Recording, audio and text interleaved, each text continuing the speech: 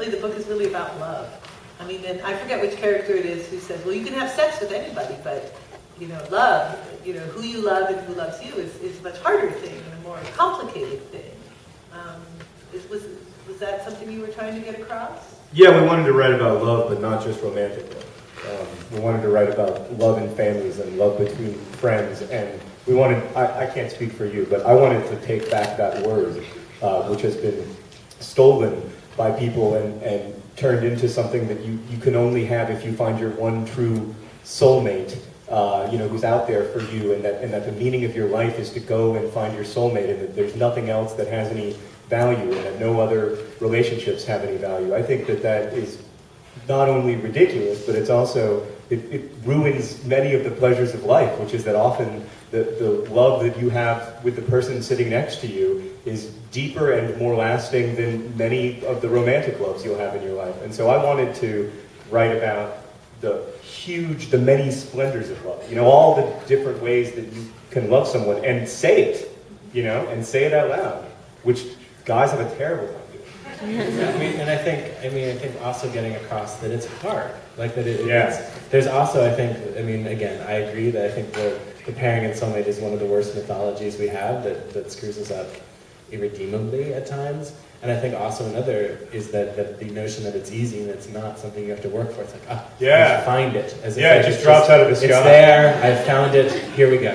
Yeah. It's just not, none of the characters in our book really, they don't feel that way. And in order to acknowledge the love they are experiencing, whether it is from their parents, whether it's from their friends, whether it is from the person they're dating, whether it's from the person they want to date, whether it is just from the people who help them along. Like, that was really important to us to really get that across, and that was the theme that tied the two wills together from the get-go, from the first chapters.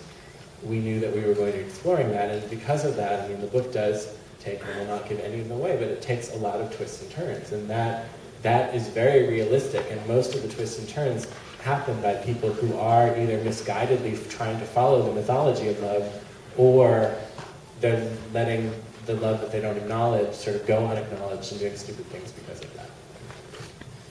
Shall we take some questions from the audience?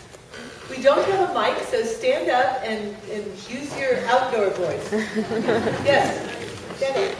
Yes. Well, I'm 4'4", so I want to stand. Oh, stand on the chair. Don't hurt yourself. I'm Erica. Hi. I'd like to say that you make my life better. And I'm wondering, Tiny Cooper, is that a shout out to Mini Coopers? Okay, let me repeat that. Is Tiny Cooper a shout out to Mini Coopers? So there's a lot of questions about we've got a lot of questions about what Tiny Cooper's real name is, which I don't know. But even if I did know, it wouldn't matter because authorial intention means nothing, and if it's not in the text, it's irrelevant. But every time someone asks that, David says his real name is Tiny Cooper.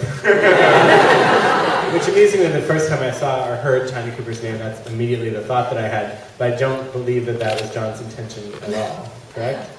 No, I was in my mother-in-law's basement, and I was writing, and the letter T was followed by the letter I, and etc. until he had a name. And I don't know. I usually have a fancy pants literary answer for that question of why I named a character something. But I will have to think of a fancy pants literary answer. There is a reason why his real name is never talked about, but we can't talk about that without spoilers, so another time. So you'll all have to just go out and buy the book and get them to sign it. All right, next question. Yes. When you were writing Tiny Cooper's songs for the book, do you have any tunes in mind for them? Do you sing them along to yourself when you write them?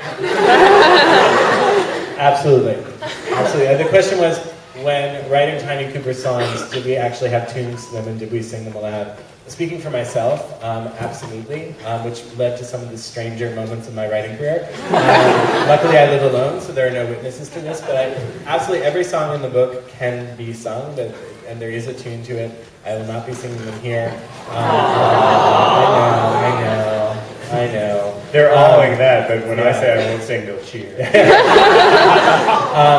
But yeah, and it's interesting because neither of us have heard the audiobook yet, but the audiobook they did set them to music, so it's going to be really interesting to see how they did it. They deliberately hired actors who actually can sing, which is awesome. So. Oh wait, did you not have any input into? I mean, we did not, partially because that would have involved me getting on the phone with the producer and singing the song. We didn't want to do that. Yeah. So, but yes, I mean, and we did.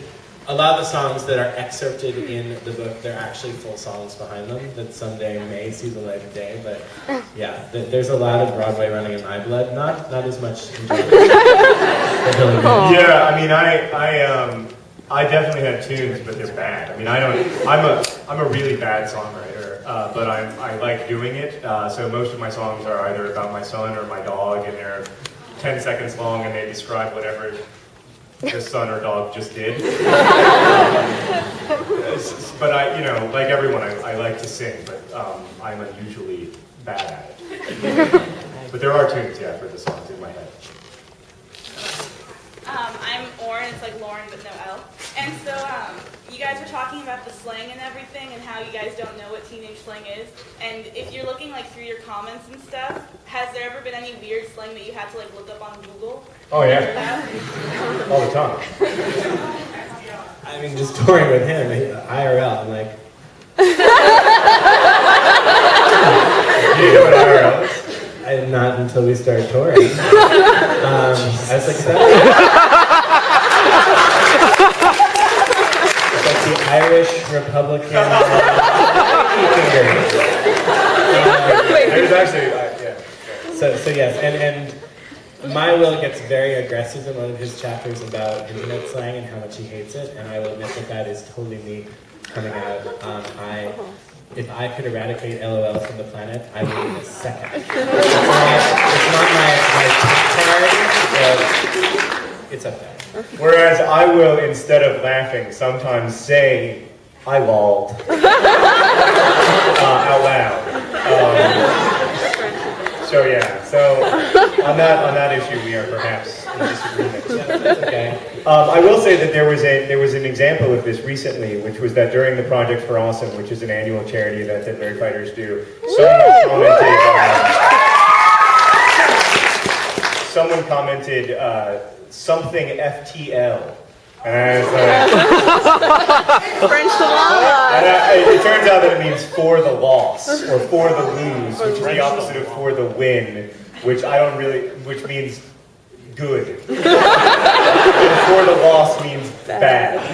And I thought someone suggested that it might instead mean French the llama. Which has become like Nerd Fighter slang now. So that shows you, but that's what I love about the internet, is that there is that freedom about language, and that, it changes so fast and so interestingly, and so many interesting things can happen. Whereas I was at FTW and I was like, fuck the what? but yeah, they were like, no. And I was like, wow. Yeah, that's where my mind is.